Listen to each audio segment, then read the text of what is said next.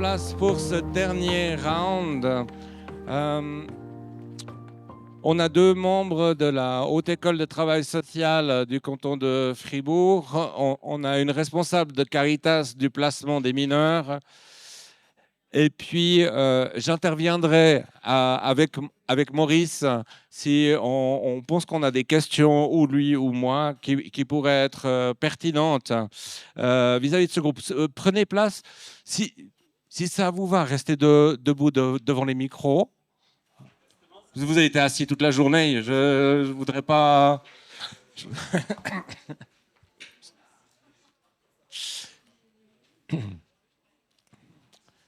Ça vous va? Je propose de commencer par vous présenter. On va parler d'entreprise sociale, d'innovation sociale. Qu'est-ce que ça regroupe comme type de concept? Et puis après, on regarde des expériences de terrain de Barbara ou de nos questions. On relancera la discussion.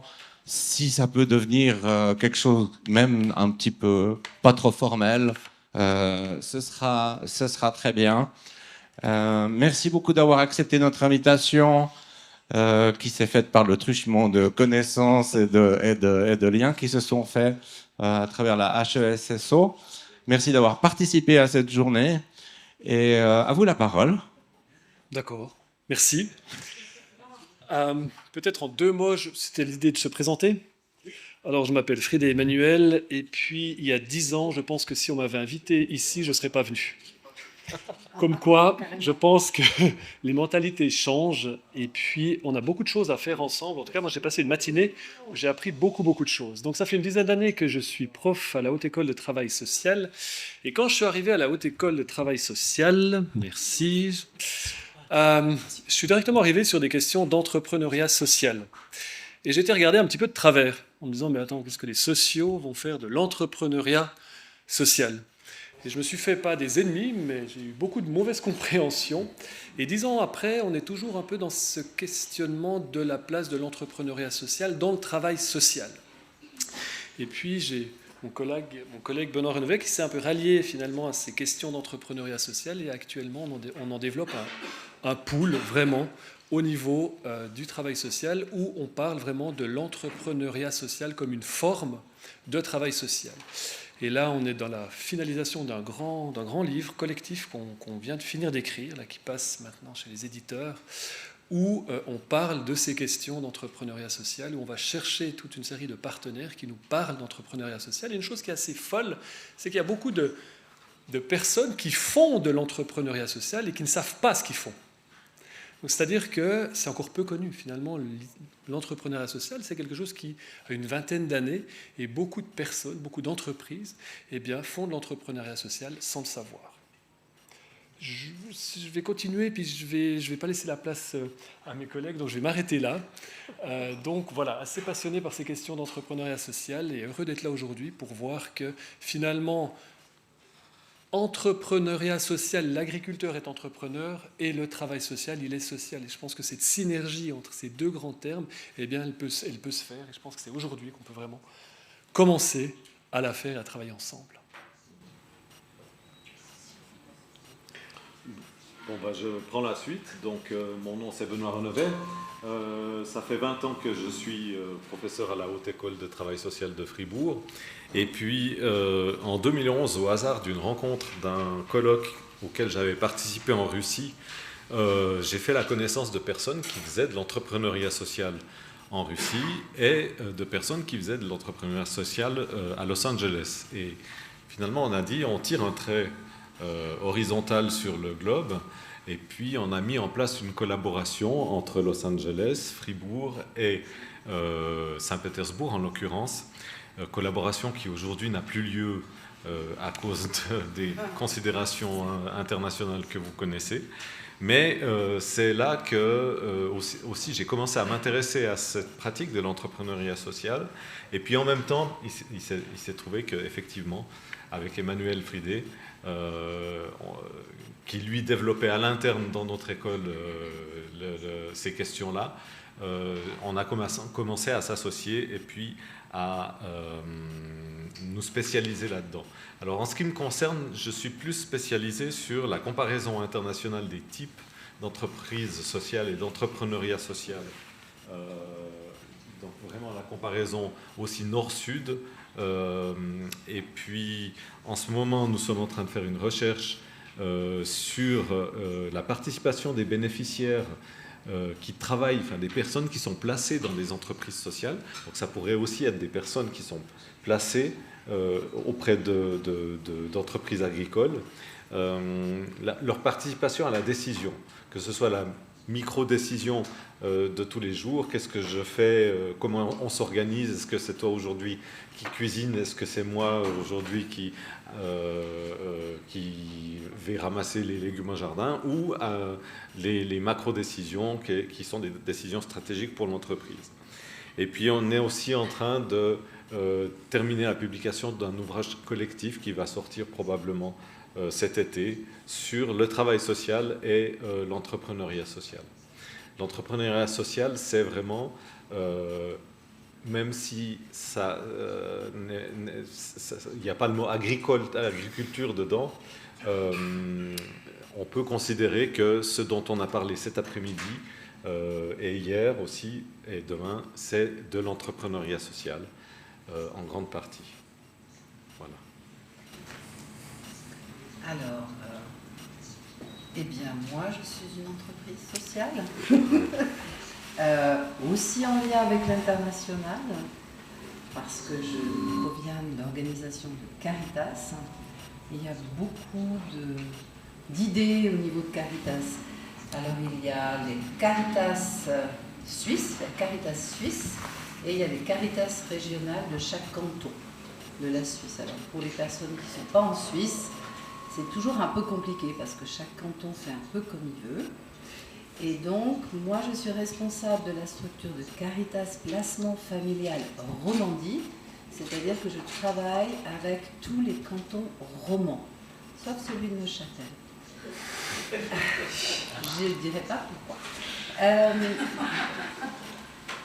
Je ne suis pas une entreprise qui se finance avec des dons. C'est pour ça que je m'appelle entreprise sociale.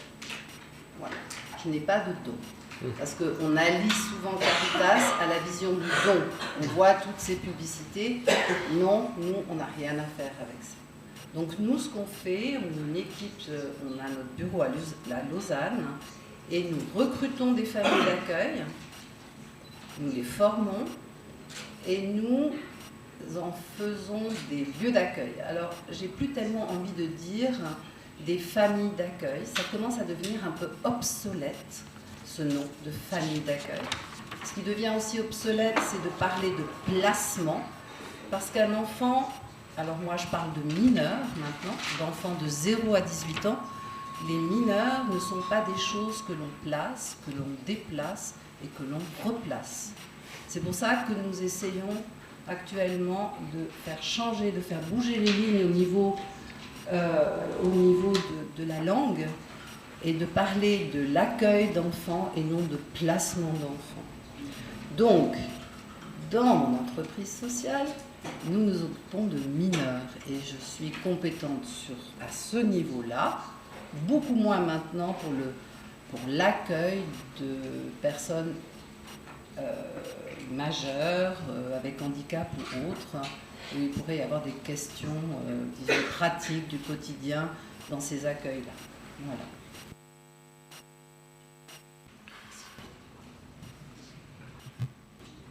Alors moi j'ai une question, mais plus par rapport à l'entreprise sociale.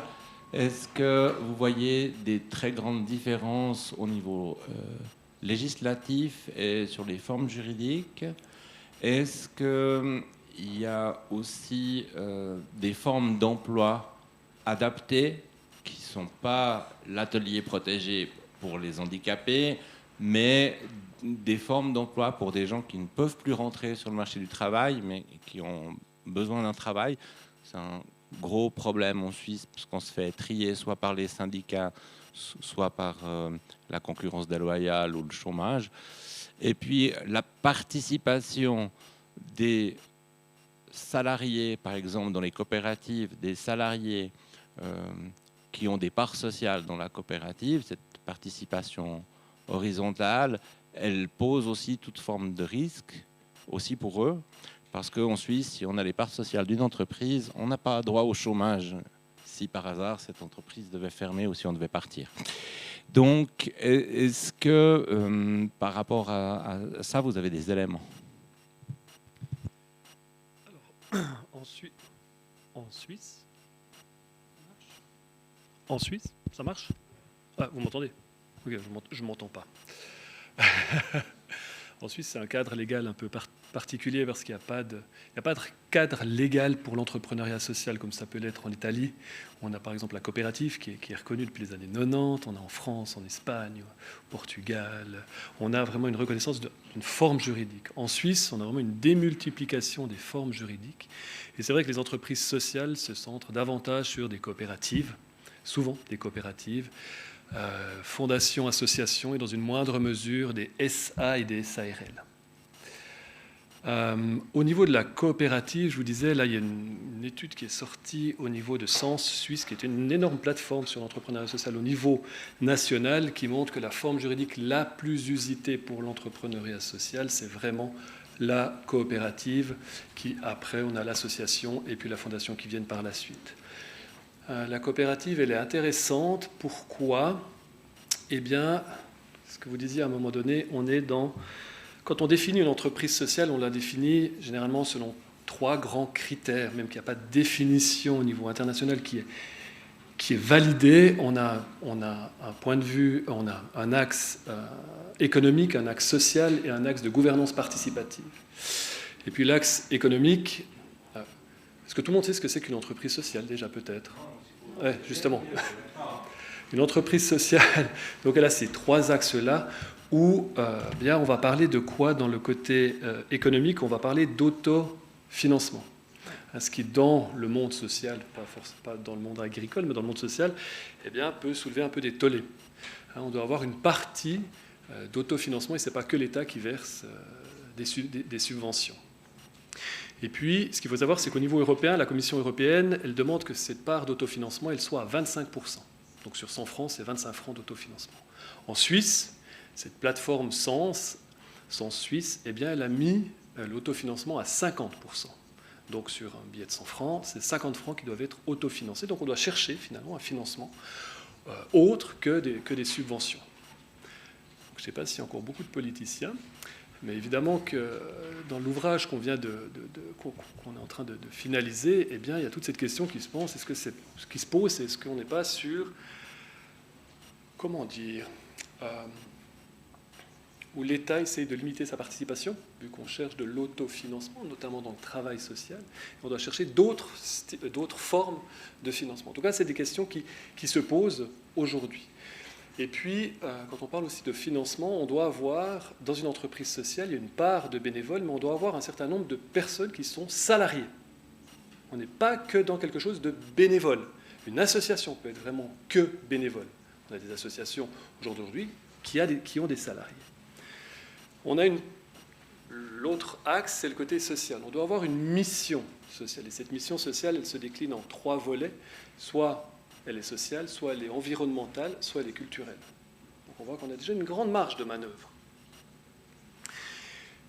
Et puis, ce que j'ai oublié aussi de vous dire, c'est qu'au niveau financier, eh bien, les éventuels gains, les éventuels bénéfices pour être une entreprise sociale, eh bien, devraient être en partie réinvestis en faveur de la mission sociale, donc en faveur de ce qu'on aimerait développer, un peu cette vision qu'on aurait du changement qu'on aimerait opérer dans la société. Il y a une 3e partie qui est la participation, la gouvernance participative. Et cette gouvernance participative, c'est ce qu'on va essayer d'aller voir un tout petit peu dans notre recherche qu'on a obtenue là en décembre, c'est de se dire, parce que ce qu'on a remarqué, c'est qu'au niveau académique, le côté participation, il est vraiment, à notre avis, il est très déclaratif. On n'a pas vraiment d'études qui disent c'est quoi la participation dans une entreprise sociale. Donc c'est ce qu'on va essayer d'aller un peu trifouiller, farfouiller pour voir quel est le niveau de participation.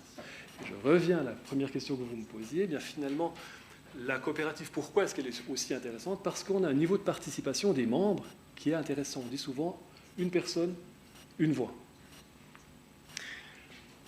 Mais, tu voulais rajouter ? Non, mais je pense que par rapport à la formation de la coopérative, la question de une personne, une voix, il faut distinguer dans les entreprises sociales, il y a plusieurs types d'acteurs. Il y a les employés de la raison sociale, qui peuvent être, par exemple, je prends l'exemple de Caritas, enfin, je pense que vous pourrez Placement familial, mieux l'expliquer, mais il y a les employés, les employés de Caritas qui sont des employés qui pourraient, dans ce cas-là, être des coopérateurs. Et puis, on a les personnes qui bénéficient des prestations de Caritas, c'est-à-dire les personnes... Alors, vous avez dit qu'il ne fallait pas dire emplacement, mais... mais parce que pour l'assurance invalidité ou pour l'assurance chômage, pour l'aide sociale, on parle des personnes en placement. Et ces personnes-là, elles ne sont pas forcément membres de la coopérative. Elles ne sont pas coopératrices. Donc, elles sont simplement bénéficiaires des prestations des employés de la coopérative. Donc, c'est là qu'on peut faire la différence et puis qu'on peut dire que la coopérative, pour les personnes qui ont des difficultés sociales, qui ont des problèmes ou qui auraient besoin de faire un stage, par exemple dans une ferme, dans le cadre de Green Care, ça ne serait pas des personnes qui seraient amenées à devoir s'impliquer dans la coopérative sur le plan financier. Donc ça signifie déjà qu'elles n'ont pas un risque supplémentaire qu'une tuile leur tombe sur la tête si la coopérative fait faillite, par exemple. Ça, c'était quelque chose que je pense qu'il fallait rajouter par rapport à la question de la coopérative. Mais je pense que vous aussi, la structure d'une entreprise sociale, peut-être vous pourriez dire un mot sur quels sont les différents types de personnes qu'on rencontre à l'intérieur d'une entreprise sociale, entre les employés, l'employeur, les bénéficiaires, etc. Oui, enfin, on y est. Nous, on est organisé dans une forme d'association. C'est clair, on a l'employeur, on a les employés, et puis les enfants qui sont accueillis. Ça, et puis après, on a tous nos partenaires qui sont les différents services sociaux, les tribunaux des mineurs, etc., etc. Mais maintenant, dans votre visée de pouvoir être coporteur jusqu'au niveau financier, ça, c'est pas le cas chez nous. On a vraiment des salariés. Nos travailleurs sociaux sont des salariés de Caritas. Mais notre petite structure à Lausanne, on est en train de réfléchir justement à se détacher en fait de la grande mère Caritas pour créer nous-mêmes en fait une sorte de structure qui serait indépendante. Et c'est une réflexion qui a déjà été menée en team. On l'a déjà menée, de pouvoir rentrer dans quelque chose où la responsabilité est vraiment partagée jusqu'aux finances. Mais ça, c'est de la musique d'avenir. Mais ça montre aussi, disons, la dynamique et la vitalité de l'équipe. Parce que pour pouvoir être soi-même porteur, il faut qu'il y ait vraiment aussi une vitalité et puis un investissement qui est au-delà que seulement être un salarié. Quand on dit qu'on est porteur, ça veut aussi dire c'est le côté entrepreneurial, oui. Dans le sens je prends des risques. Tout à fait. Ouais. Et ça, dans le travail social, c'est un peu compliqué. Je prends des risques. Plutôt à se dire, pour l'instant, c'est des politiques publiques qui vont nous financer, etc., etc. Et puis là, de se dire, je prends une partie du risque. Alors ça peut être encore un risque calculé. Je parlais de 50%. 50%, on peut trouver encore des financements qui sont en lien avec les politiques sociales. Mais évidemment que on change un petit peu son fusil d'épaule. Tout à fait. Et est-ce qu'on est prêt ? Et ça, c'est aussi une question. je vais la poser pour le travail social, c'est est-ce que le travail social est prêt à entrer dans cette démarche entrepreneuriale, de prendre des risques, et à l'inverse, est-ce que les agriculteurs sont prêts à entrer dans cette démarche sociale? Hein? Et c'est vrai que j'entends un peu durant toute cette journée ces champs qui se cherchent, qui se tournent autour, et moi j'ai envie de parler d'interprofessionnalité, d'interdisciplinarité. À un moment donné, on doit se parler. Quand je vous disais sous forme de boutade qu'il y a 10 ans, je ne suis pas sûr que je serais venu, moi on a besoin de se parler, parce que finalement on a des champs de compétences qui sont complémentaires. Et maintenant, au jour d'aujourd'hui, on ne peut plus rester dans son petit coin, à se dire moi je fais que de l'agriculture, moi je fais que du travail social. On voit que les champs finalement vont se rejoindre. Et c'est bien ça qu'on doit pouvoir maintenant se parler. Et quand on parle d'interdisciplinarité, c'est vraiment le leitmotiv. Juste pour vous donner un tout petit exemple, j'ai vu qu'il y avait une main qui s'est levée. Juste pour vous donner un petit exemple, au niveau des HES, on a créé un programme maintenant il y a 4 ans qui s'appelle le Student Venture Programme, où on s'est dit, il faut qu'on parle, on fait tous un peu de l'entrepreneuriat social, mais personne ne se parle. Donc on a la haute école d'architecture, la haute école de gestion, la haute école de soins et la haute école de travail social. Et finalement, on a passé 2 ans à définir un petit peu de ce qu'est-ce qu'on entendait par travail social et où est-ce qu'on pouvait se compléter. Maintenant, on a un programme où on suit des étudiants, ce qu'on appelle des étudiants entrepreneurs, qui, durant leur cursus d'études, eh bien, vont mettre en place une entreprise sociale. Mais tout ça, c'est possible. Pourquoi? Parce qu'on sait parler. Tout ça, c'est possible parce que moi, j'ai des compétences qui sont limitées. Si on va me parler de faire un plan de communication, j'en suis bien incapable. Donc, je vais aller chercher des gens qui font de la gestion. Vous voyez, si on veut développer une nouvelle application pour des migrants, je ne sais plus avec qui je parlais de ça avant, des applications pour les migrants, évidemment que ça peut être porté par le social, mais ça peut être aussi porté par les ingénieurs. Et c'est là où on va se parler, c'est là où on va être bon, et c'est là où on va être brillant. Ouais. Ouais, vous parlez de la forme coopérative, puis si je me trompe. Vous avez parlé de la forme de la coopérative, hein. Puis peut-être que je me trompe, mais moi j'ai quand même en souvenir que la forme coopérative ne fonctionne pas avec les paiements directs. Une coopérative ne peut pas toucher de paiement direct, donc... Voilà. Alors là, pour moi, c'est trop technique. Je ne peux pas répondre, je n'ai pas la réponse. Ok. Alors ça, c'est oui, c'est une question pour Delphine Picot qui était là. Mais il y a des coopératives qui sont reconnues entreprises agricoles. Mais il y a certains paiements directs qui peuvent être touchés, mais pas... Alors, il faudra qu'on fasse un colloque spécial pour les paiements directs. Moi, j'aurais besoin... Je ne sais pas si vous avez fini. J'aurais besoin d'un petit éclaircissement sur les 50%. Jean-Paul Baritel, donc je suis Astra France. Et donc, j'aurais besoin d'un éclaircissement sur ces fameux 50% dont vous parlez, qui doivent être d'autofinancement. Ils viennent d'où, ces 50%? Comment vous les récupérez? Ça m'intéresse de savoir comment vous arrivez. Parce que, par exemple, on a des établissements, nous, qu'on peut appeler ESAT, qui, eux, sont aussi, ou entreprises d'insertion, qui, eux, perçoivent une indemnité de l'État, chez nous, hein, c'est comme ça, perçoivent une indemnité de l'État, mais sont tenus, justement, dans la fabrication ou la production qu'ils ont, de fournir 25 ou je crois que c'est 25%. Alain, tu m'arrêtes si je me trompe. Je crois que c'est 25% du montant. Mais vous, comment ça va se passer? D'où viennent ces 50%? Alors, les 50%, donc il y a une partie, c'est des subventions.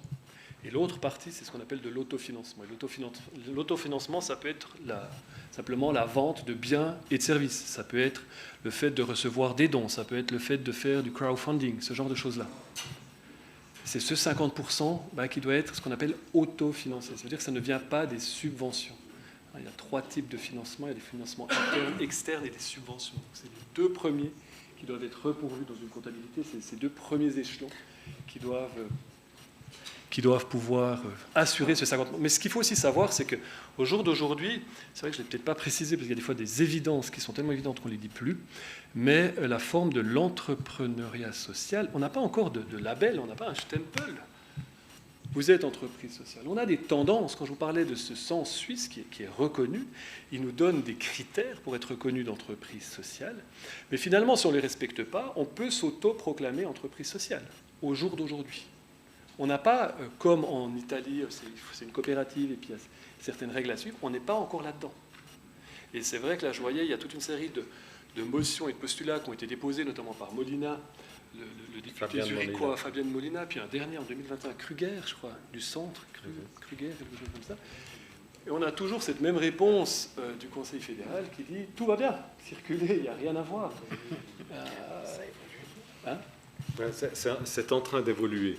Il y a, sur toutes les motions et postulats qui ont été déposés ces 10 dernières années, c'est vrai qu'au début, le Conseil fédéral disait on ne va pas commencer à faire une réglementation spéciale, une loi spéciale pour les entreprises sociales. Mais il y a de plus en plus de députés et de parlementaires qui ont déposé des interventions parlementaires, ce qui fait que le Conseil fédéral est en train de gentiment réviser sa position, et c'est là que justement il pourrait y avoir une alliance du social au Parlement et de l'agricole au Parlement pour faire rentrer les entreprises sociales agricoles et thérapeutiques, les entreprises agricoles, sociales et thérapeutiques, dans le cadre d'une législation particulière qui leur permettrait de d'avoir un certain nombre d'activités qui ne sont pas fondamentalement agricoles, d'après la définition du droit foncier rural dont on a entendu parler ce matin, mais d'avoir des activités qui sont aussi des activités d'accompagnement de populations fragiles. Et là, ça pourrait permettre, si on avait un statut spécial, de, malgré tout, peut-être, mais ça c'est vraiment de la politique fiction, de pouvoir toucher des paiements directs tout en étant une entreprise agricole, sociale et thérapeutique. Mais est-ce que ça aurait un impact sur la fiscalité? En principe, une entreprise sociale ne paye pas d'impôts parce qu'elle réinvestit l'intégralité de ses bénéfices dans la mission sociale qu'elle se donne. Mais là, on est sur le plan du principe. Oui. Je ne sais pas si vous, Caritas, vous payez des impôts. J'ai une expérience propre. je profite de la partager. Bah oui. De notre coopérative sociale l'autre temps, qui n'a pas pu être reconnue d'utilité publique. Et si elle ne peut pas, en vertu d'une évaluation de la gouvernance, c'est-à-dire sur le papier, sur les statuts, sur le fonctionnement, sur le financement, on passait toutes les grilles, mais sur le fait du type de gouvernance, il y avait une réserve qui fait qu'on n'a pas obtenu la reconnaissance d'utilité publique. Et cette reconnaissance, elle n'est pas sur des principes, elle n'est que sur de la jurisprudence. Elle n'est pas vraiment sur des principes cadrés précisément par la loi. Elle est différente pour chaque canton parce que c'est le droit des cantons de régler la fiscalité et ce n'est pas un droit national, sauf pour la TVA. Et on a fait un truc bien compliqué. Et à propos de TVA, nous, on arrivait donc assez facilement aux 25%,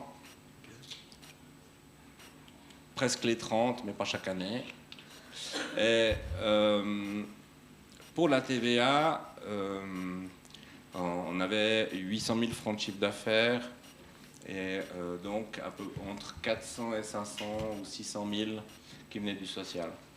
Du social, j'entends des prestations essentiellement de l'assurance invalidité.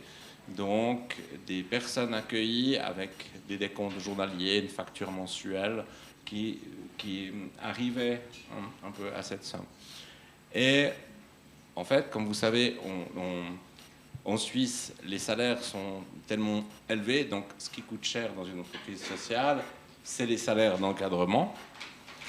Et l'atelier de cuisine, qui était notre atelier principal, qui parvenait à un certain niveau de chiffre d'affaires, lui, il avait peu de salaire.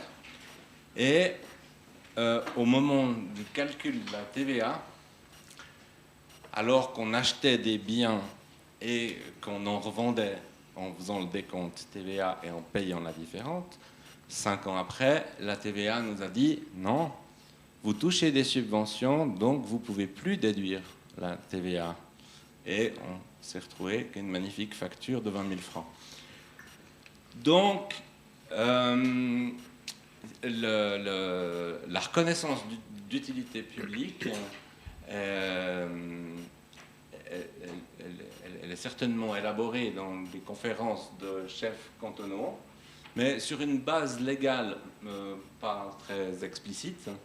Et dans certains cas, ça peut vraiment décourager des projets. Bon, ça devrait probablement être une des missions que Green Care se donne, de faire du lobbying et auprès du monde politique pour justement avoir vraiment un cadre législatif d'exception pour toutes les entreprises qui, à la fois, font du commercial et ont un impact social ou environnemental durable. Ce qui est ça le principe. Et c'est le principe dont M. Friede a parlé avant. C'est le principe qui existe dans une grande partie des pays européens et que malheureusement n'existe pas en Suisse. Mais comme je l'ai dit, le vent commence à tourner. Donc peut-être que là, ça vaudrait la peine de planter une éolienne, si j'ose dire. On reste en Suisse, hein. Ça prend du temps. Oui.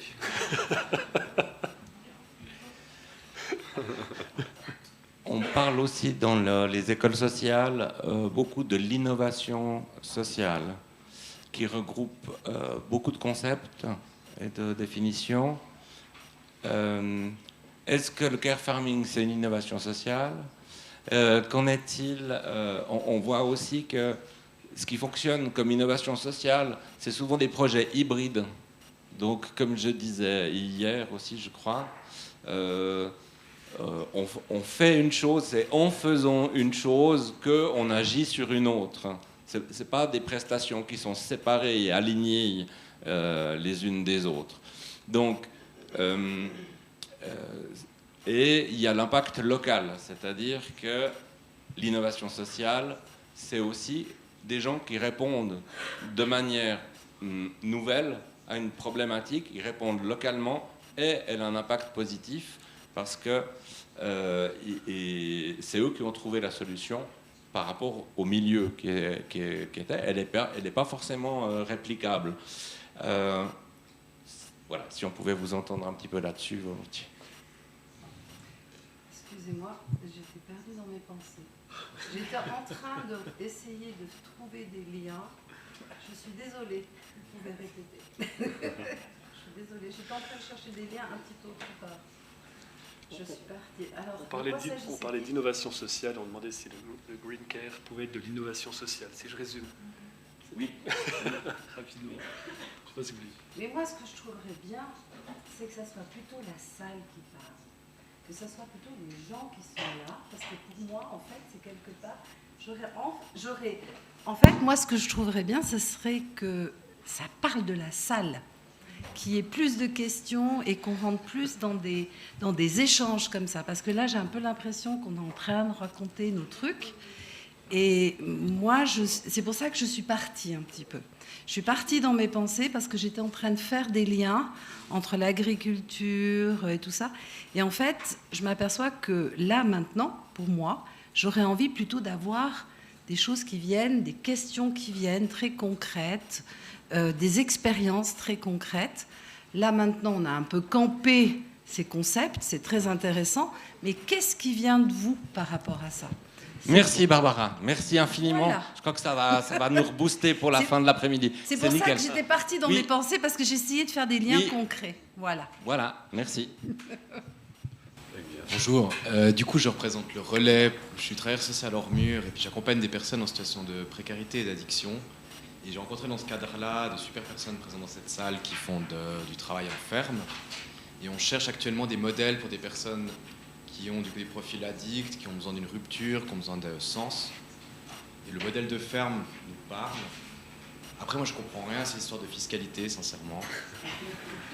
Donc, non, mais c'est une parenthèse intéressante. Ouais, Du coup, je me pose la importante. question, imaginons maintenant, j'accompagne quelqu'un qui a une addiction et qui a besoin spécifiques, qui va rentrer dans une ferme, la ferme est prête à l'accueillir, mais il y a des besoins. Vous avez un financement qui doit être intéressant pour la ferme aussi. C'est-à-dire, si la personne ne peut pas produire une production de temps, à quel moment la personne pourrait fournir une prestation en cash ou, je ne sais pas, un paiement direct de la part de l'AI. Et à ce moment-là, est-ce que pour la ferme, ce serait un système, je ne sais pas si c'est très clair, mais est-ce que ce paiement pourrait dénaturer la fonction de la ferme? Est-ce que là, on deviendrait une entreprise sociale ou bien est-ce qu'on resterait une entreprise ordinaire type privé? Ouais, c'est un peu ça. C'est toujours fiscal. J'essaie de répondre, puis vous complétez. Oui. Oui. Comme on l'a défini ce matin, l'agriculteur peut avoir toutes sortes d'activités accessoires. Toutes sortes, pas au niveau des aménagements. C'est-à-dire qu'il ne peut pas construire un garage pour réparer des voitures dans une ferme hors zone à bâtir. Voilà. Bon. Mais il a droit, c'est pas toujours reconnu par les UMOS, hein, mais il peut accueillir sur sa ferme, être rémunéré en tant qu'activité accessoire, si c'est pas un revenu qui est supérieur à 30% de son revenu agricole. On a vu que c'était des règles encore un petit peu floues, mais c'est ça qui a été énoncé. Si je me trompe, vous m'arrêtez. Donc, l'entreprise sociale n'étant pas définie, n'étant qu'un concept encore académique, à part dans des pays qui ont formalisé ça, qui sont plutôt des pays latins, vous me direz si je me trompe, on n'a pas vraiment de problème avec ça. Donc, pour le moment, c'est une notion technique pour dire qu'on va avoir une activité économique en intégrant des gens. Mais entreprise sociale actuellement en Suisse, ça n'a aucun statut. Ça signifie qu'à moins de 30% du chiffre d'affaires, on est bon. C'est là où ça... Un agriculteur peut tout à fait avoir une activité accessoire liée à l'agriculture, mais pas non agricole, jusqu'à 30% de son chiffre d'affaires. Or, ou alors, vous allez compléter. Il a sa ferme, son bâtiment, dans une constructive, c'est assez. Et tout ce que vous rentrez comme revenu, c'est le revenu d'indépendant. C'est pas compliqué. Tout ce que l'agriculteur gagne, que ce soit par la vente de produits, par des primes directes, c'est du revenu d'indépendant. Et de l'impôt sur le revenu d'indépendant. Il n'y a pas d'histoire de c'est une entreprise sociale, c'est pas. L'agriculteur, il est indépendant. La question la plus difficile, ça va être qui paye. C'est ça. Ce serait bénéficiaire directement. A priori, dans un modèle comme ça. Ok.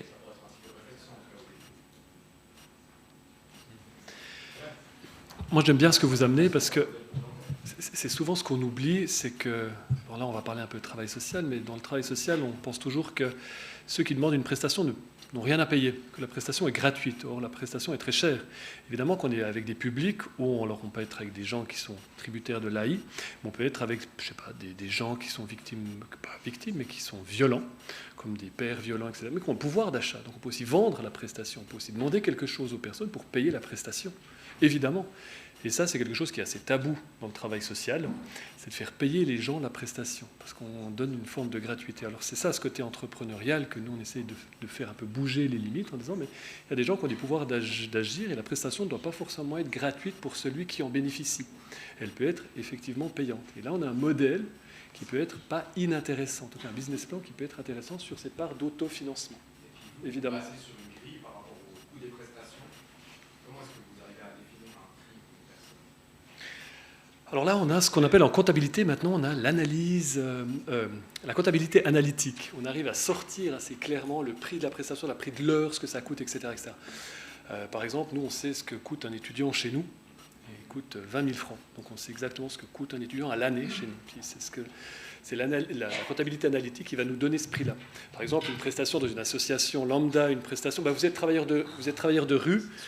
Il y a une association à Fribourg qui s'appelle l'association Repère, où ils font aussi du travail de rue. Et bien, c'était quantifié, c'est 120 francs l'heure de travail de rue, par exemple, d'accompagnement. Ce qui est particulier, c'est pour une personne, je sais pas, je vous fais un profil type, personne avec consommation active, qui va dans un lieu, on lui prépare un hébergement, l'hébergement n'est pas très cher. La prise en charge, finalement, c'est quelqu'un qui peut travailler, mais il va avoir des périodes d'instabilité psychique. Comment est-ce que vous évaluez le coût et du coup le revenu que peut en tirer l'entreprise? Alors là, ça devient hyper technique, mais c'est vrai que après, c'est des projections. On peut très bien faire un budget. Un budget, c'est quelque chose de projectif, et puis après rectifier avec une comptabilité derrière. Là, ce que vous me posez comme question, c'est assez technique. C'est presque de l'individuel en disant... et là, je pense qu'il faut aller sur un peu des packages, et puis se donner un ordre de grandeur, et puis affiner au fil des années. Mais de vous sortir un chiffre comme ça, c'est terriblement compliqué. Vous pourriez être contacté dans ce genre de cas pour proposer une forme de... Comment vous avez appelé ça? Une analyse une comptabilité analytique. Ouais, Exact. on fait généralement une comptabilité, puis on fait des comptabilités analytiques. Ça, c'est des comptables qui font. C'est hyper technique. Moi, moi, j'ai souvent le chiffre, et puis c'est celui-là qui m'intéresse. Tout le processus, c'est de la comptabilité pure dure, quoi. Mais ça, vous devez regarder, le relais, c'est grand. Vous devez avoir de la comptabilité analytique. Est-ce que ça pourrait pas être l'agriculteur qui lui détermine un coût en fonction du temps qu'il va passer dans l'accompagnement de la personne? Oui, c'est le principe. De la personne, le temps passé ou la prestation ne sera pas la même. Donc est-ce qu'il n'est pas le mieux placé? Parce que là, on est en train de partir sur des sphères auxquelles on ne va pas répondre, à mon avis. Est-ce que l'agriculteur n'est pas le mieux placé, lui, pour dire, voilà, moi j'y consacre tant de temps, j'ai tant de préparation pour accueillir cette personne, globalement, je vais y passer tant de temps. Si j'estime que mon coût de l'heure est à 30 francs, par exemple, je ne sais pas, je dis ça parce que je ne me rends pas compte des tarifs en Suisse, c'est tellement différent.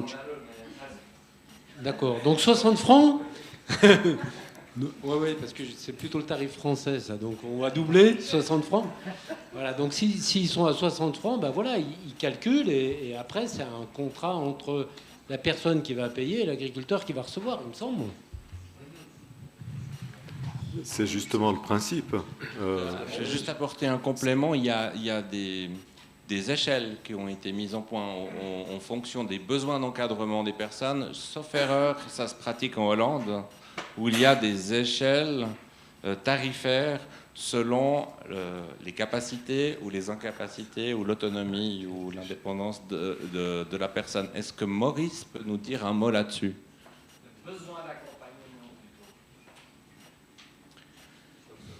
Maurice est perdu avec les robots. Sorry, I needed to know if you have a calculation in Holland about the degree needed and your tarification plan. How does it work? In 10 seconds. Well, we don't have a nationwide calculation about the cost because every contract has its own calculation that depends on the demands a municipality claim in their contract. Municipalité. So, but there is no separate price Réclamation dans le per contrat hour donc, or mais il n'y a per pas de employee séparation. for a care farmer. So the calculation is for the whole care. Un prix par sector heure ou par employé pour les in that agriculteurs de soins. municipality. Donc le So a calcul big s'adresse care à l'ensemble du organisation secteur des soins. receives the same funding as a small care farmer. Dans cette municipalité, un grand organisme de soins reçoit le même financement qu'un petit ferme de soins. It's not on client level. No, it's in the contract also for personal budget. Ce n'est and the pas au other niveau du contracts. client, non. There's established a rate for that kind of problem, and then it's for every client, but also for every care organization and care farmer. C'est aussi dans le contrat pour le budget personnel et les autres contrats qui établissent un tarif pour ce genre de problème et ensuite c'est pour chaque client. Mais Alors, aussi moi, je pour peux chaque vous donner un organisation de exemple soins et concret. ferme de soins. Dans la détention, chaque établissement Bonjour. a SMO. est auditionné et en fonction de ce qu'il donne comme prestation pour les détenus, il a un prix de pension par jour qui peut être, je vais vous donner, on va partir 300 francs. Moi, je suis le chef de l'exploitation agricole du pénitentiaire de Bellechasse. Je vais prendre dans ma comptabilité analytique de l'agriculture, sur ces 300 francs, il travaille 8 heures par jour chez moi. Donc, il y a 5 francs qui viennent pour l'agriculture. Resocialiser les détenus, c'est compléter des patates. C'est une branche de production. Même chose. Idem. Parce que moi, ben oui, moi, j'ai des agents de détention qui sont en face, qui ne sont pas payés comme des ouvriers agricoles, ils sont payés comme agents de détention, ils n'ont pas les mêmes salaires, les mêmes fonctions, les mêmes formations. Donc, je mets les deux choses l'une en face de l'autre. Ensuite, le détenu, il est payé. Il a une rémunération par jour. Il est payé 33 francs par jour s'il fait tout bien. Ça, c'est les règles concordataires du concordat, du concordat latin. Ensuite, sur ces 33 francs, eh ben, il y a 8 francs qui est automatiquement piqué pour la nourriture et le service hôtelier. C'est symbolique. C'est comme quand après, plus tard, ils vont au travail externe, ils vont aux Falaises ou au Saint-Plan à Lausanne, eh ben, il y a aussi, ils vont payer, sauf erreur de mes souvenirs, c'est 21 francs par jour. Sur le salaire qu'ils vont gagner, ils doivent payer. Donc, il y a tout un système comme ça qui donne des pistes comment on pourrait organiser les choses. Chez nous, c'est réglé par les lois sur la détention, par toutes ces choses. Mais il y a des pistes. Merci. Je fais un court résumé qui peut répondre encore une fois à cette question. Si vous avez quelques personnes de temps en temps, puis que vous connaissez des agriculteurs, arrangez-vous avec eux. Et si, par contre, le fonctionnement d'un financement social qui inclurait le travail et tout ça, ça se fait à travers la comptabilité des structures qui négocient un prix avec l'administration sociale qui va auditer leurs comptes et qui feront une comptabilité analytique. On n'a pas tellement d'entre-deux. Mais c'est une notion assez capitale, ce que vous venez d'amener, à mon avis. C'est que vous avez dit on va s'arranger avec l'agriculteur. Donc on revient sur un concept que j'adore, c'est le bricolage. Donc on bricole. Et c'est vraiment ça, on va bricoler et puis s'arranger et trouver des solutions. Tant que le cadre légal ne va pas bouger, évidemment qu'on va bricoler. On va bricoler ensemble. Et c'est pour ça que ce genre de réunions, de rencontres, aujourd'hui, elles sont fondamentales, parce qu'on va commencer à bricoler aussi ensemble. Être un petit peu en marge du cadre légal. Vu que le cadre légal, il est compliqué, il est astreignant. Ouais. Gérald. Merci. Moi, Gérald Assouline du réseau Astra, côté français. Je voudrais m'appuyer sur l'expérience qu'on a de l'agriculture sociale et thérapeutique. Autrement dit, effectivement, je reviens à qui fait le travail d'accueil en agriculture. Mais avant de pointer ma remarque là-dessus, je veux juste signifier que en France, on a plutôt tendance à parler d'économie sociale et solidaire. Il est rare qu'on soit sur économie sociale ou qu'on soit sur entreprise sociale. Il y a systématiquement le terme solidaire qui est attaché. Bon, voilà. Il y a eu des ministres de l'économie sociale et solidaire dans les gouvernements passés, plutôt de gauche. Bon, ben oui. Alors maintenant, pour ce qui est, pour revenir un peu au concret, qui fait le travail d'accueil en agriculture.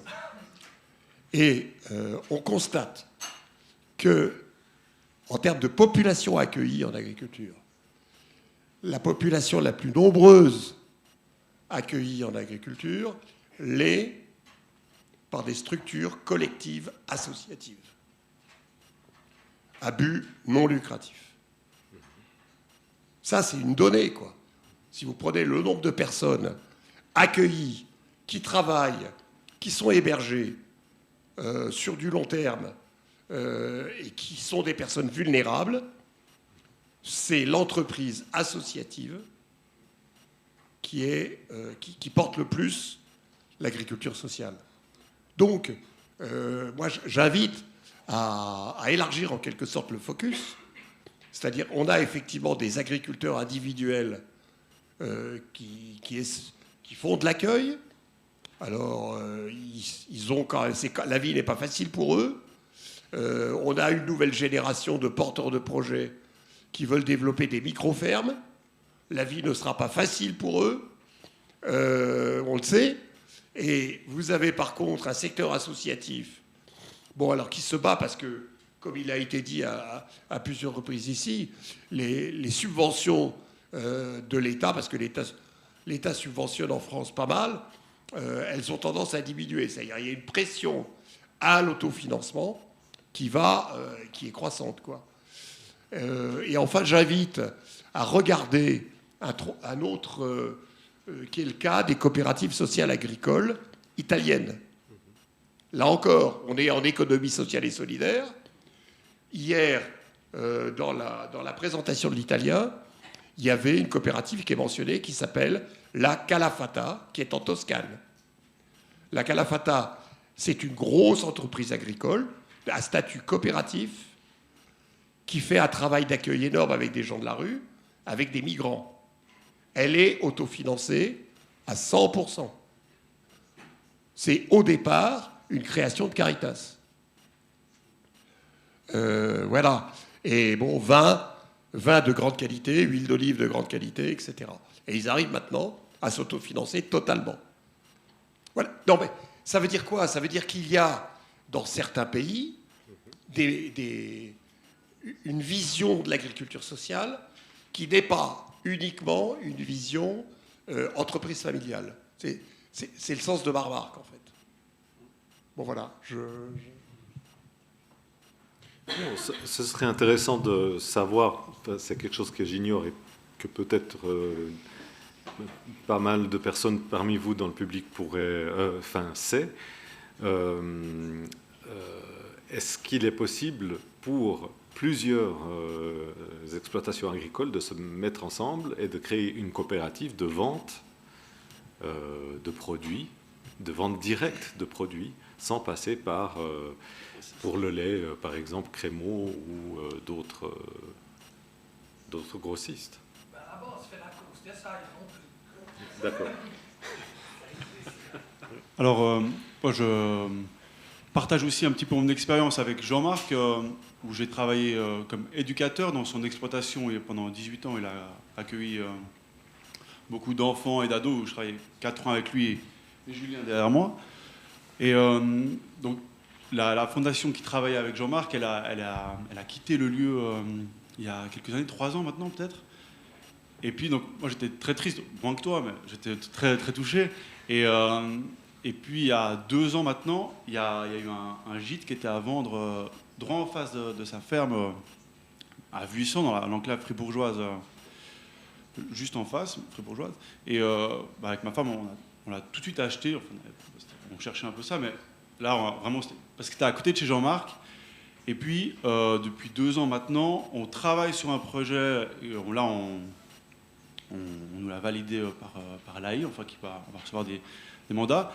Mais dans ce projet, on a fait une équipe en fait entre agriculteurs. Il y a Jean-Marc, il y a toute l'équipe qui est là-haut, avec Jean-Régis qui est agriculteur, Cindy, Evelyne, Julien, qui sont aussi équithérapeutes, agricultrices, Cyril aussi qui est à Desmarais, à l'autre temps.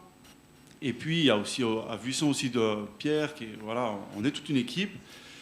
Et on va gérer un planning en fait où les personnes elles vont nous demander, vu que nous avec Julien on propose dans ce gîte de l'hébergement supervisé, du coaching 360. Après ils pourront être en activité immédiatement, mais pas dans une ferme chez Jean-Marc parce que ça faisait beaucoup de pression pour lui. Et puis il a aussi sa vie, il a le grand-père, tout ça. Enfin voilà, cette année à la retraite, ça fait beaucoup. Et donc et puis, ces activités, elles ne sont pas toujours adaptées pour les personnes. Donc, ça veut dire qu'en se mettant à plusieurs au même endroit, pour les bénéficiaires, en fait, c'est super bien adapté. Voilà, vous avez saisi où je veux en venir. Et c'est super pour tout le monde. Et puis en plus, on est en équipe, donc c'est assez agréable. Et puis, tout à l'heure, moi, je vous ai parlé de ça à vous. Et puis, vous aviez émis l'idée de venir visiter et puis de réfléchir avec nous dans ce projet, avec vos étudiants. Et voilà, c'est vraiment ça que... Donc là, je suis en plein dans ma passion, quoi, un peu. Parce que c'est vraiment faire des liens comme ça entre les écoles, tout ça, quoi. Vous avez parlé d'interdisciplinarité, vous avez parlé de bricolage, et là, vous parlez de formation. Moi, je suis conquis. Oui, on patauge complètement avec cette table ronde, mais c'est vachement bien. C'est vachement bien.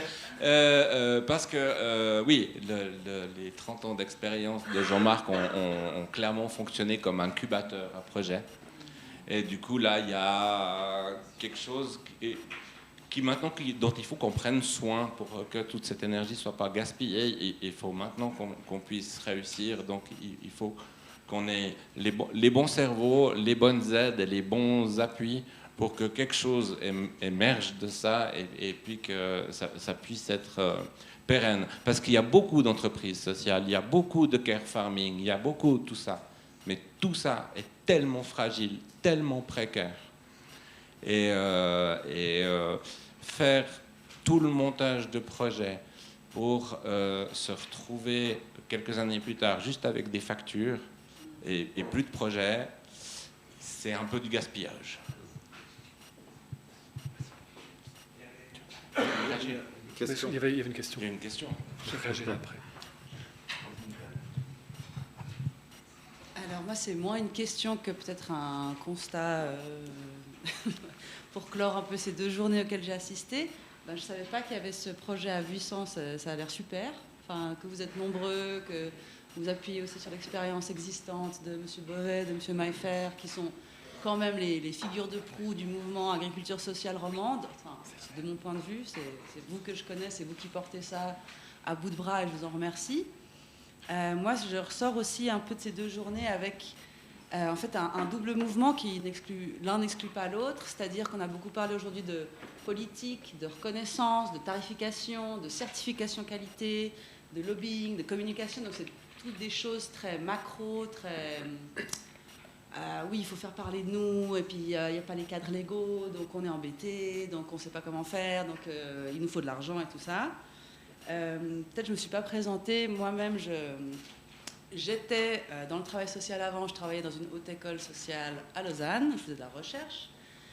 J'ai arrêté, j'ai fait le CFC d'agriculture, je suis agricultrice bio maintenant, et je veux monter une ferme thérapeutique dans le canton de Vaud, micro-ferme thérapeutique, donc je suis pile poil dans les newbies, bobos, urbains qui s'expatrient à la campagne et qui savent rien faire.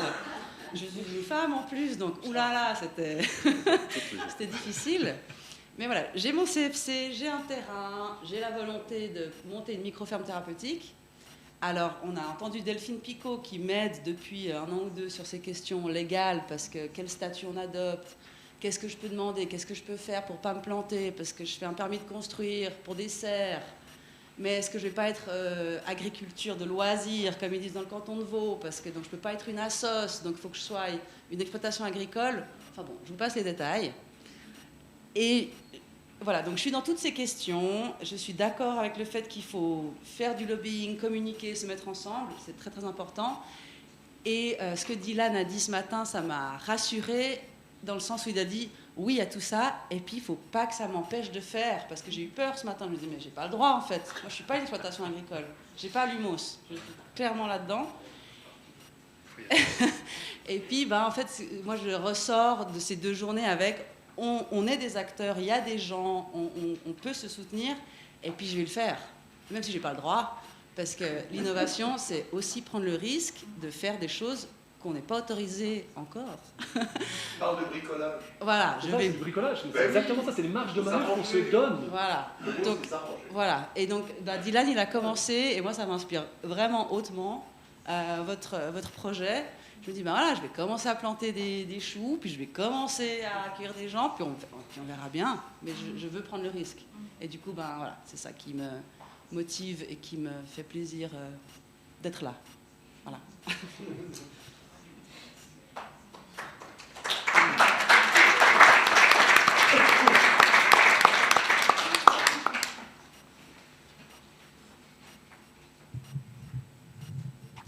Bonne chance à celui qui veut parler après ça.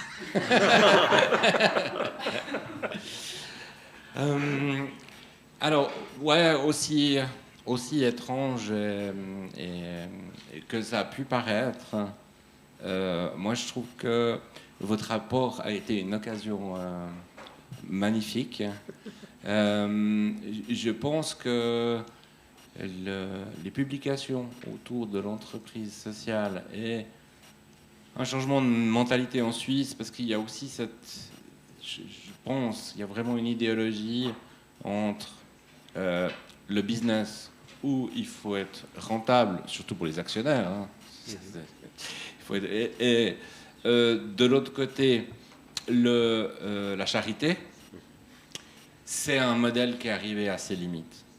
Et on doit trouver ce tiers secteur, celui qui est au milieu, pas parce que c'est bien, mais parce que c'est ça qui va permettre d'avoir encore des entreprises familiales. Sinon, il n'y aura que des choses sous franchise, des Starbucks, des machins, et de l'autre côté, des associations pour soigner des gens. Mais le truc au milieu qui fait que l'économie est vivante, ben, il est risqué, on le voit dans les campagnes, hein, je ne vous parle pas des épiceries, des postes, on en a déjà parlé, mais si on veut faire vivre les zones rurales, il faudra une économie durable. Elle peut être que sociale. Voilà, donc il y a des ponts entre ces deux choses, et pour nous, même si Barbara a un peu souffert, mais pour nous, c'était super d'avoir une contribution d'une haute école à propos de cette question économique. Et le petit exercice des gens du social qui doivent se mettre à raisonner, pas uniquement du point de vue de fric et de comptabilité, mais qu'est-ce que c'est l'économie ? Moi, je pense que cette intersectorialité, c'est vraiment l'exercice qu'il faut faire, même si ça passe par des moments un peu plus difficiles. Je vous laisse quelques mots de conclusion. Est-ce qu'il y a encore des questions? Est-ce qu'il y a une pulsion terrible que de vouloir... Oui, vas-y, Barbara. Bon, alors, moi, je ne vais pas trop parler de l'entreprise sociale. C'est pour ça que je voulais plutôt parler, parce que, comme je disais, mon domaine de compétence, c'est plutôt l'accueil de mineurs dans des familles d'accueil. Au sein de notre structure, nous avons plusieurs familles d'accueil qui sont vraiment des familles agricoles. C'est-à-dire que ce sont des lieux d'accueil avec hébergement pour des mineurs, 0 à 18 ans. Et maintenant, moi, je sors complètement de toutes les considérations qui ont été faites avec TVA et autres.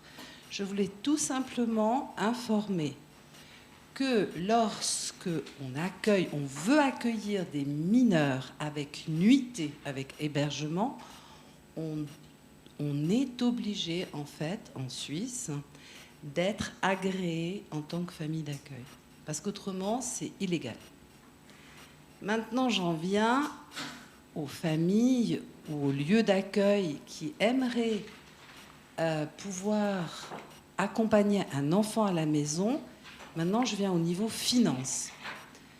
Et finance et soutien d'une structure comme la nôtre. C'est-à-dire que si une ferme, et on avait eu avec Dylan, c'est comme ça qu'on s'est rencontrés, parce que Dylan, dans sa micro-ferme, micro-moyenne ferme bientôt, hein, Dylan voulait devenir, comme on dit, famille d'accueil. Moi, je nomme ça lieu d'accueil.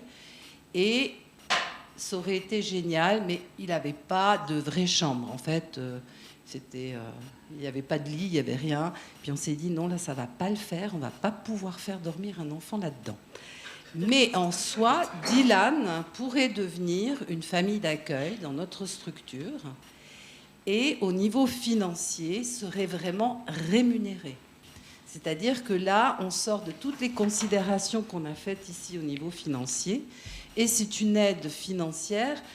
La personne est quand même sous contrat et reçoit quand même un salaire très décent. pour l'accueil de l'enfant. Alors, si vous voulez des précisions, je peux vous les donner, mais je ne vais pas les donner maintenant dans cette grande assemblée.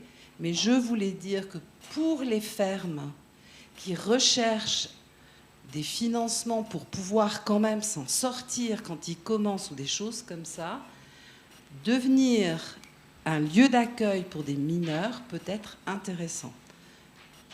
Pas qu'au côté financier, il y a aussi le côté où vous êtes vraiment accompagné au niveau éducatif, vraiment soutien. On a un piquet 24 heures sur 24, vous avez un référent qui est là pour vous, qui vous soutient, qui est toujours à vos côtés. Chaque semaine, on se voit, on se parle. C'est-à-dire que vous n'êtes pas seul dans le travail éducatif, dans l'accompagnement éducatif de l'enfant. Et tout ce système autour est aussi renforcé par de la formation continue, qui est en lien avec l'accompagnement de l'enfant. Donc c'est un peu un appel pour les personnes qui se sont dit mais ouais, j'aimerais bien accueillir et tout. Là, il faut d'abord tout un processus de recrutement, et on est quand même assez sévère dans nos critères. Mais quand vous êtes agréé famille d'accueil, vous pouvez avoir aussi un revenu avec ça sur les fermes. Voilà, c'était mon appel. Et je dirais que, en plus, quand vous êtes comme ça agréé famille d'accueil et que, en outre, vous êtes une exploitation agricole, c'est en ce sens-là qu'on dit que vous êtes une entreprise sociale. C'est que l'argent que vous recevez de la part de Caritas pour l'accueil, vous n'allez pas le dépenser ou le remettre à des actionnaires. Bon, vous n'avez pas d'actionnaires, vous êtes une exploitation comme ça, mais vous allez l'investir pour la mission sociale, pour le bien-être des enfants que vous accueillez ou de l'enfant que vous accueillez.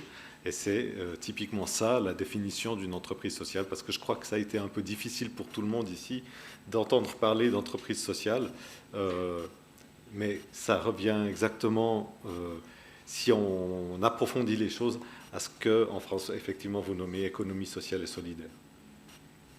Voilà. Voilà, peut-être un mot de la fin. J'ai pas mal entendu, aujourd'hui, ce matin, il fallait prouver qu'on faisait du bon boulot, que vous faites du bon travail. Et je pense que c'est vraiment ça, c'est de pouvoir avoir des indicateurs qui vous montrent que ce que vous faites, c'est bien, mais de pouvoir le montrer. Et je pense que si on ne le fait pas, on va rester un petit peu en vase clos. Donc de pouvoir montrer l'impact positif que vous pouvez avoir, c'est ce que cherche une entreprise sociale, c'est d'avoir un impact positif. Donc de voir quels sont les indicateurs sur lesquels vous allez vous appuyer pour montrer que ce que vous faites, ça marche. Ça, c'est vraiment fondamental. J'avais encore envie de vous dire qu'on a beaucoup parlé de bricolage et je pense qu'il faut qu'on continue à bricoler. Et pourquoi est-ce qu'on doit continuer à bricoler? Parce qu'on a des temporalités qui sont différentes. Si je viens sur le milieu de la technologie, on a la technologie qui avance très vite, l'humain qui essaye de racoler à la technologie, les organisations qui essayent d'englober ce qui se passe, et puis après on a les lois qui changent. Donc on voit que la temporalité est longue. Et pendant que ce changement s'opère, bien évidemment qu'on a ce concept de « on va bricoler ». Donc moi j'ai 3 mots qui me reviennent aujourd'hui, que je vais redire en termes de conclusion. C'est bricolage, c'est interdisciplinarité. Et j'ai envie de dire, c'est formation, recherche. Mettons-nous ensemble pour aller voir un petit peu qu'est-ce qui fait cette particularité, qu'est-ce qui fait notre particularité dans cette interprofessionnalité. Et c'est aussi comme ça qu'on va acquérir nos lettres de noblesse. Par rapport à ce que vous dites, c'est super si on peut compter sur l'école sociale pour visibiliser l'impact. Mais évidemment, on vous dit qu'on décroche des recherches, mais on a besoin du terrain. Nous, on ne peut rien faire sans le terrain. Donc oui, j'ai envie de dire, venez, c'est aussi un peu le message qu'on avait envie de porter aujourd'hui. Venez nous contacter. On est accessible, on est même heureux, parce que si on est là, ce n'est pas pour rien, c'est qu'on y croit. Ouais. Donc, le message est lancé. Demain, nous travaillerons sur le catalogue de prestations. Quelles sont les offres que peut offrir l'agriculture sociale et pour tout ce qui relève d'élaborer une évaluation, que ce soit au niveau qualitatif ou en termes d'impact, on a l'exemple hollandais aussi, où ils ont calculé l'impact à long terme. Je pense que c'est du devoir de l'association de mettre aussi en place pour obtenir cette crédibilité qui ne doit pas être juste une estime comme ça, finalement très subjective. Donc, je vous remercie infiniment. Maurice, do you have a word for closing that table?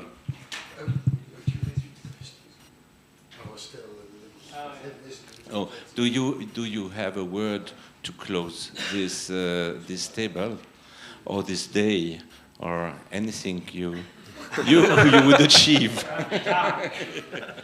Well, I think especially there are some steps that need to be taken, and I think really it is to be seen. Not everybody. Vraiment, I must c'est à be voir. honest. When I worked as Pas tout le monde. with youth myself, I never heard of a care farm. Je dois être honnête, quand je travaillais moi-même en tant que réduit, je n'ai jamais entendu parler d'une ferme de soins. C'était le cas.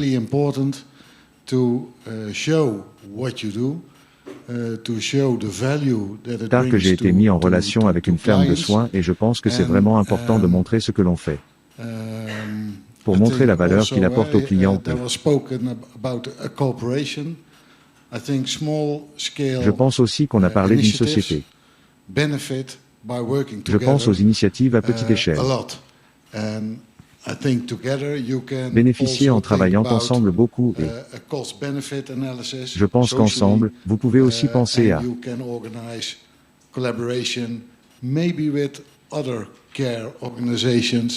than only the care farms to have, I think, a strong foothold in Switzerland. L'analyse coût-avantage socialement et vous pouvez organiser une collaboration peut-être avec d'autres organisations de soins que les seules fermes de soins pour avoir. Je pense, un ancrage solide. Et la Suisse, quelque chose comme ça. C'était parfait. une petite intervention, mais io so che lei ha ascoltato oggi tutta la giornata senza intervenire, però so anche che ha fatto delle connessioni Ainsi, in tutte le pause e tutto. Lei vorrebbe dare una parola? Un des responsables de l'agriculture du Tessin, je me dis, on ne lui a pas donné la parole aujourd'hui. Oui, c'était pas prévu de parler, mais merci. Oui, j'ai fait de bonnes connexions avec le conseiller national. Je lui ai indiqué le conseiller national particulièrement actif dans l'agriculture du canton Tessin, parce que c'est très intéressant le cadre légal, politique mais légal de la loi sur l'aménagement du territoire, parce que sans ça, nous sommes bloqués.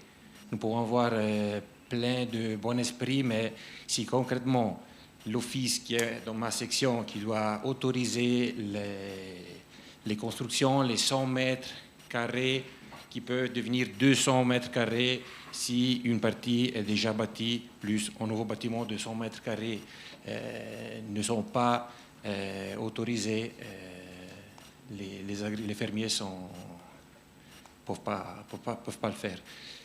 Dans beaucoup de cantons, j'ai l'impression, au moins en Tessin, que la possibilité de l'activité accessoire de l'agritourisme, donc du but de tourisme et agriculture, elle est très bien connue.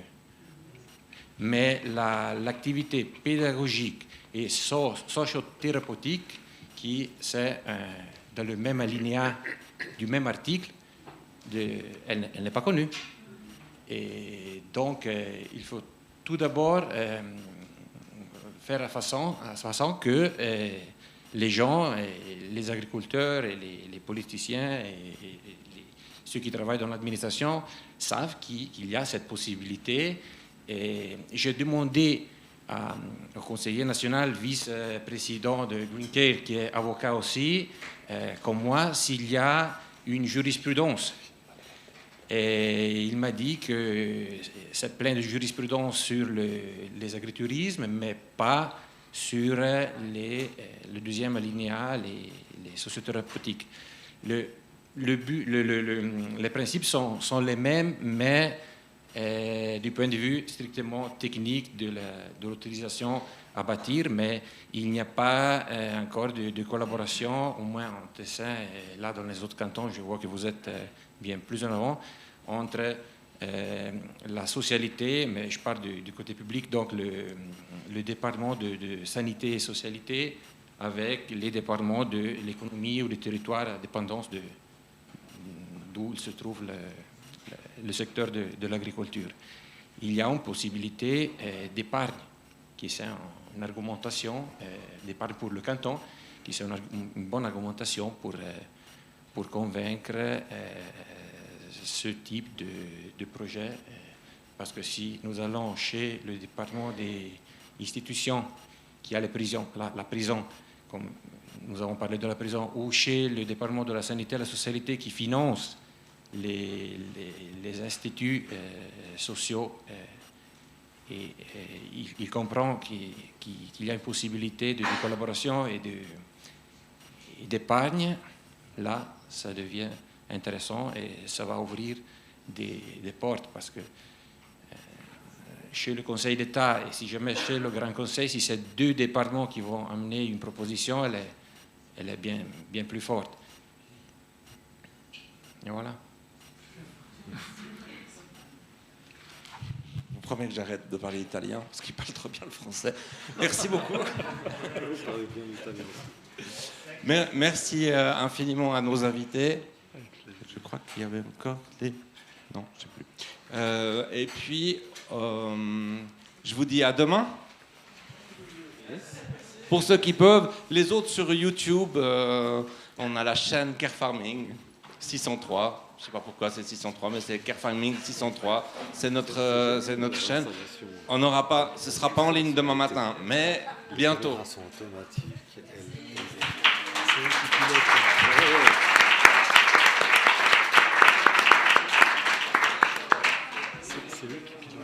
Oui, c'est en haut qui pilote, mais...